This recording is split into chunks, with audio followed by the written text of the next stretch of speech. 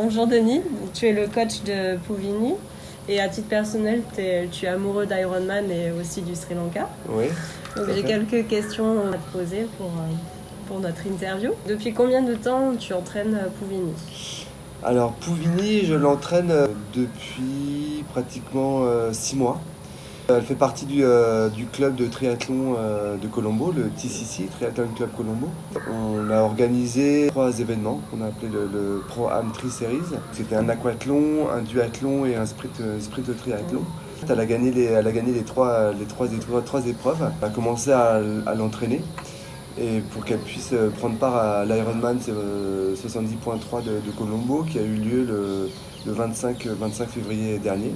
Elle s'est qualifiée à l'Ironman 70.3 de Colombo pour les championnats du monde à Nice en septembre prochain. On lui a proposé de l'aider pour son entraînement, de l'aider aussi financièrement.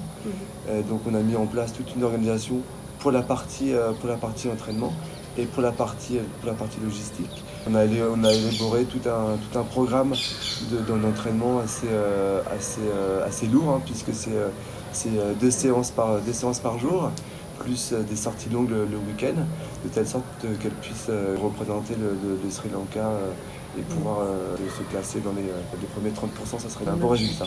Peux-tu nous dire quelle est la place du sport au Sri Lanka?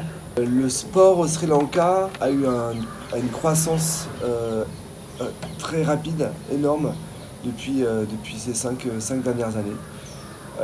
Notamment le triathlon, les sports d'endurance. À Colombo.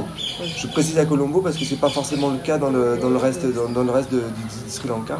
Ça fait partie aussi de nos objectifs de développer le sport à Colombo, qui est déjà bien développé, mais que ça se développe aussi en dehors de Colombo au Sri Lanka. La Fondation Atypique Lanka tend à soutenir des projets en lien avec l'émancipation de la femme au Sri Lanka. Est-ce que tu sais nous dire quelle est la place de la femme dans le sport au Sri Lanka justement? Alors la place de la femme dans le sport et dans la vie en général est complètement différente à Colombo et dans les zones hors Colombo. À Colombo, les femmes sont déjà émancipées. Elles sont rentrées dans le sport assez rapidement. Donc nous on contribue aussi à développer, à continuer à ce que les femmes de Colombo citadines courent, fassent du vélo ou nagent ou les trois en rejoignant le Triathlon Club Colombo. C'est ce qui s'est passé pour le dernier Ironman. On a enregistré 50 participants du club et on était super contents parce qu'on a eu 30% de femmes qui sont inscrits à l'Ironman. Et alors que la première année, en 2018, il n'y en avait que 3 ou 4. Donc ça fait partie aussi de nos objectifs de développer le sport pour les femmes de Colombo, mais aussi pour les femmes des villages en dehors de Colombo.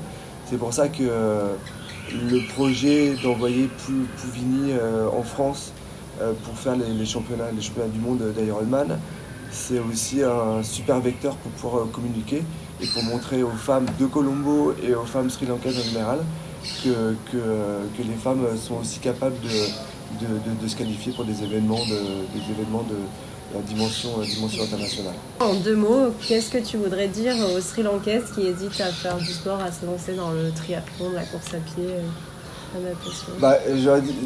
Je dis, regardez ce que Pouvini est en train de faire. Si Pouvini peut le faire, je ne vois pas pourquoi vous, mesdames de Colombo et des autres provinces du Sri Lanka, ne pourriez pas être capables de faire du sport. Il faut certes se lever un peu tôt le matin si vous voulez faire du vélo, mais c'est un super moyen d'intégrer une communauté, d'avoir une qualité de vie en intégrant le sport dans votre quotidien.